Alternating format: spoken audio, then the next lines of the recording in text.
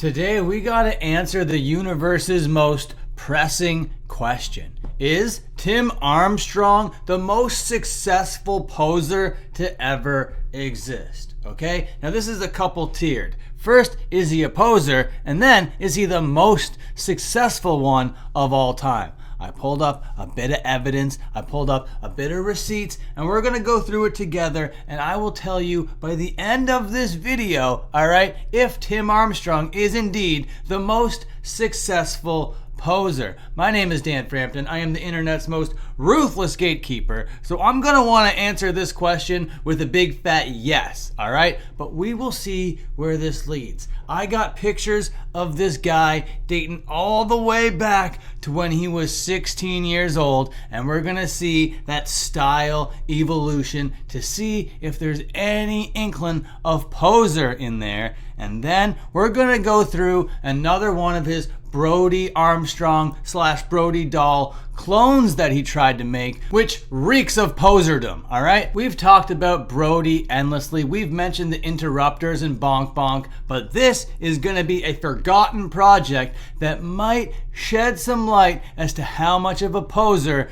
Tim Armstrong truly is. And before we get going, I gotta say that Tim Armstrong is a good songwriter. This guy knows how to put together a little jam, and he's done it for many people before. He's done it for even pop stars like Pink. You know that song Trouble? That is Tim Armstrong. And I want to shout out Enzo Zach TV for this lovely video over here where he actually went out and got all of these pictures, so I don't have to. I just get to sit back and commentate on them, alright? So here we go. We got 16-year-old Tim Armstrong back in 1981. This is before he was called Lint. So we got pre-Lint Tim Armstrong over here. Bit of a high school endeavor, you know, he's got the bow tie going, pretty good look, but not really seeming so punk rock. And in 1981, you could have been looking punk rock, especially in high school. So it looks like even though you were in Berkeley, California, Tim Armstrong, you weren't swept up in the punk rock scene when it was going nuts in 1981. Now I'm just gonna believe these pictures at face value, even though I don't have the direct confirmation if they are exactly what they claim to be. But this circle over here is around Tim Armstrong's face, and again, not really looking so punk rock. Looking kinda like a little bit of a jock, okay? He's got like the windbreaker over the hoodie, he's got like some athletic pants going on, maybe like a little duffel bag. Not very punk rock, and not to mention, all of these people that he's surrounded with aren't really that punk rock looking either. They kind of look like the male cheerleading team. Now here we go, we got an 18-year-old Tim Armstrong, maybe just out of high school, maybe about to be out of high school, done up in a full suit, okay? Was this guy a total mod before he was a punk? Was that how he was in the scene? Did he get his feet wet with that type of stuff? I don't know if that's true, because this guy back here has a total Joe Strummer type vibe, but seeming like he's trying to emulate it, you know? And this is just the least punk rock picture I've ever seen in my entire life. What do we got over here? Cross-legged Tim Armstrong with his little like fancy boots going on, smoking the cigarette, in a full three-piece suit, wearing the tie and everything. God damn. 1984. This is not my Tim Armstrong. And who's this with the teased curly hair at age 20? This is just a total frat boy over here. 100% Tim Armstrong's out there being a frat dude. And this is further proof of it. This is Tim Armstrong like at a frat party with a bunch of early 80s frat looking guys drinking beers, having big mustaches, having big mullets, just being macho manly guys, you know what I mean? People would look like this today in kind of like a post-ironic kind of way, but back then, this was like the alpha male at the fraternity jock type look, all right? Age 21. And then age 22, oh, it looks like he found Gilman. It looks like he wants to be in a band. Now he's got the bandana going, the 7 Seconds shirt. Pretty drastic turnaround from this guy over here. And like the pink patterned sweater over here and the necktie. And then the next picture we got total Lint. So now pre-Lint Tim Armstrong is all done, and now this is 100%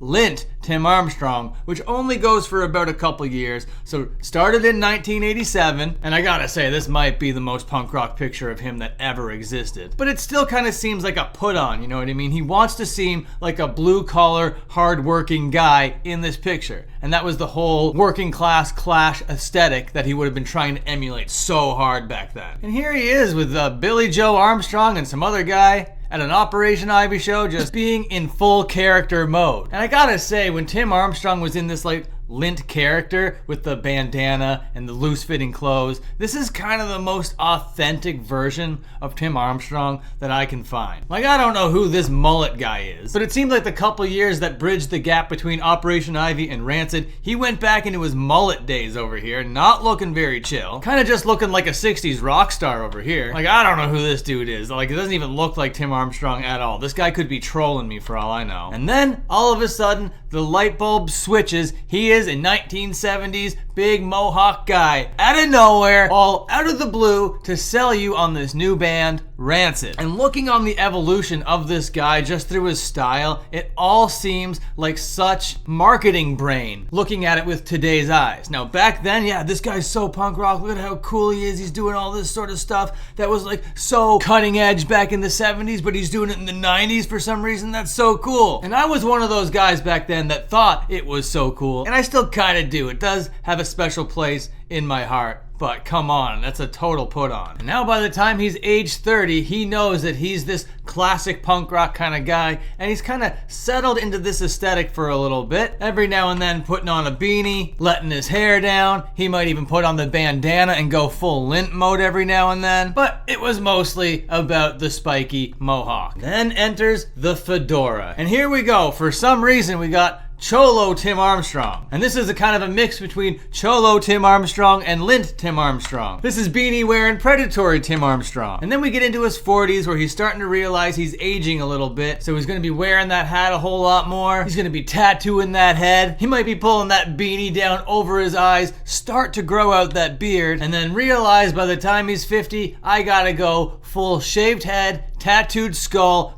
big beard mode. And I know I said that Lint version of Tim Armstrong might have been the most authentic version of Tim Armstrong, but now that I'm living in 2023 and seeing this right here, I think that this might be the most authentic version of Tim Armstrong, but that might be a little bit of recency bias. So that's his style throughout the years. And as you know, this guy fell in love with Brody Dahl way back in the day. She broke his heart. And ever since she broke his heart, he's been trying to recreate that magic that he once had with her through seeing similar type things in other artists, signing them to his record label over here, and then trying to do it all over again. Here's the song Into Action that he did with Sky Sweetnam, all right? Now, you might not have heard of Sky Sweetnam. She was a Canadian pop star from back in the day. So she was featured on this song here, but she was a one-hit Canadian wonder, if that could even be a thing, with her song Billy S. And everybody that was alive during the time remembers the way that this chorus went. It's like, she doesn't want no Billy Shakespeare, okay? That's why it's called Billy S. But this song and this presentation, it was dead in the water, okay? So Sky Sweetnam comes back all these years later as the front person of this Sumo Psycho band, which is a little bit post-hardcore, a little bit new metal. It was just a whole bunch of